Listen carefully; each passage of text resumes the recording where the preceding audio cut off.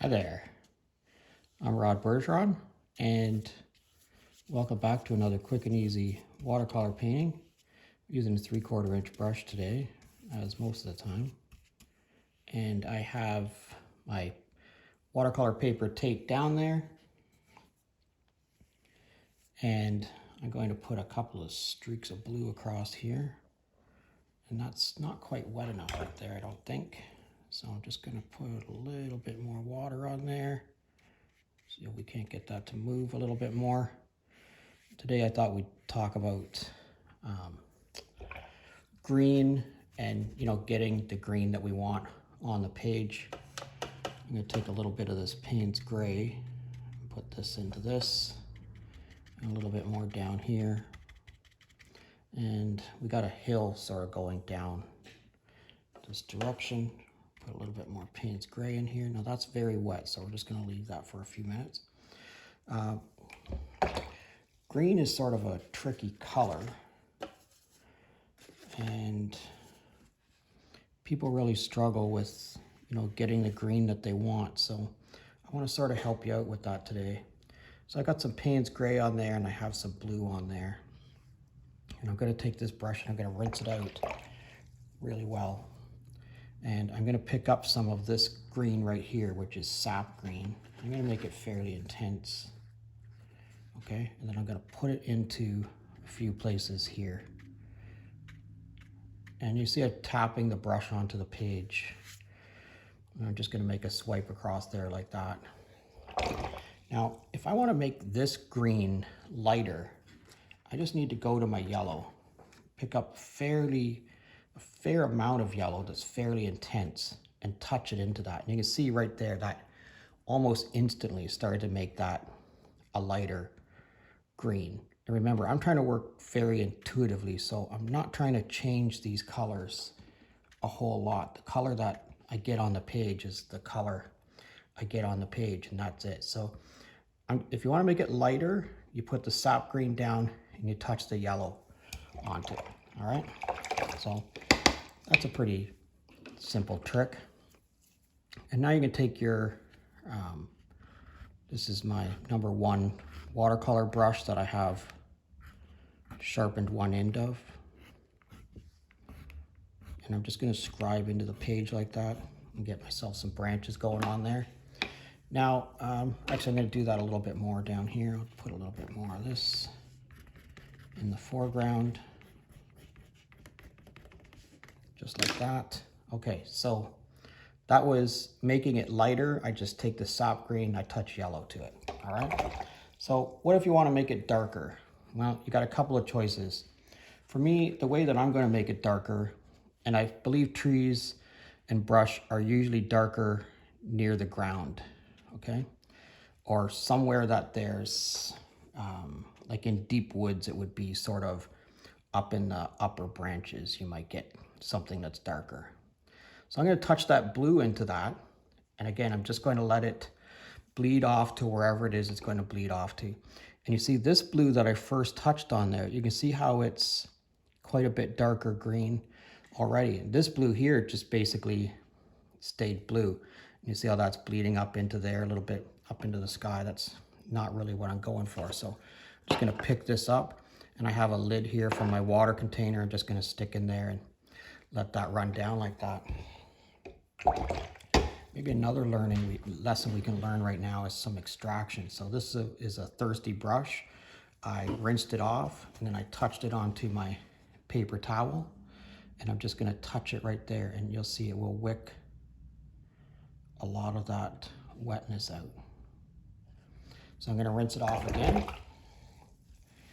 and I'm going to touch it onto my paper towel, and I'm just going to touch it in here. And just let that all bleed back down. This side turned out pretty good, and this side went a little bit crazy. That's sort of the way it goes. I'm going to take out a little bit more of that. I think that's probably still just a little bit too wet. Okay? And again, just let it, I got it tipped up, so now it's coming back down towards me. Just let it do its own thing. Okay? Don't try to influence it too much more. At this point, and I'm going to leave it up like that for now. At this point, I'm going to take this brush and I'm gonna pick up some yellow ochre, okay? And I'm gonna make it fairly intense, so I'm gonna pick up quite a bit of it. And I wanna go from one side all the way over to the other with my yellow ochre and in one stroke, okay? So I'm just sort of planning it. I look at it and you can see how I twisted my brush. And you see how that color started to immediately come down into this color, okay? So I'm not gonna rinse this out. I'm gonna put this right into the yellow ochre and I'm gonna touch it in a few places. Remember, it's still, the board is still tipped up. So this is still going to run down here. Pick up a little bit more yellow ochre. And again, I'm just gonna touch it in a few places and just let it run. Okay, now we're gonna go to sienna. I'm gonna pick up the sienna fairly intensely.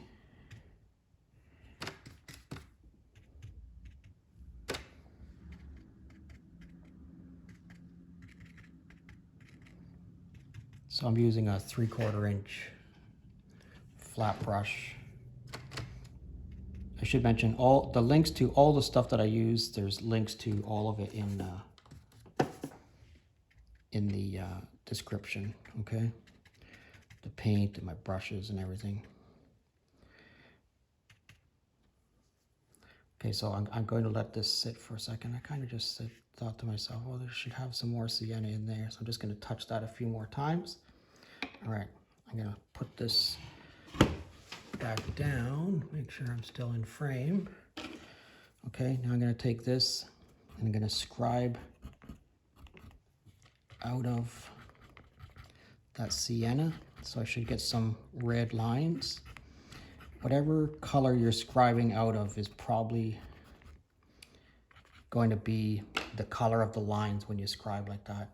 Look at this cool thing that's happening to the sky up there.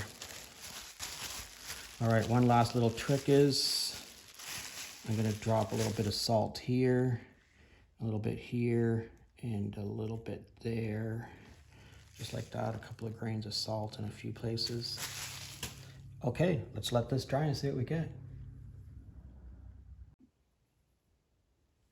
All right, let's have a look at what's going on here. You know, at the beginning I said we were going to try to create different greens. Look at how many different greens there are going on in there. And this is just using sap green, yellow, and you can see where I touched the yellow, how much lighter it is. Sap green, yellow, and blue. And the blue is ultramarine deep blue. That's the one that I use most of the time in my set. You can see where this salt, look at the reaction that salt has had in a couple of places. It's really interesting how just touching it with salt in a couple of places really adds to the overall effect.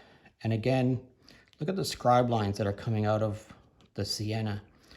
I really want you to pay close attention to this. This is all different greens going back in here. And this is just a matter of the green and the yellow and the blue mixing together to give you that huge variation in green. We have a really nice little tree line sort of going on in the background back there. We put our mat on there. Yeah, that one turned out really well, I think. I really like it.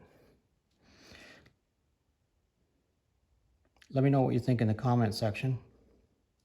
I'd love to hear from you. If you got a question or a comment, please leave it in the comment section. If there's something you'd want to see and you want to see me do, let me know. I'd love to try to paint something for you. Thanks a lot for watching today, and have an awesome day.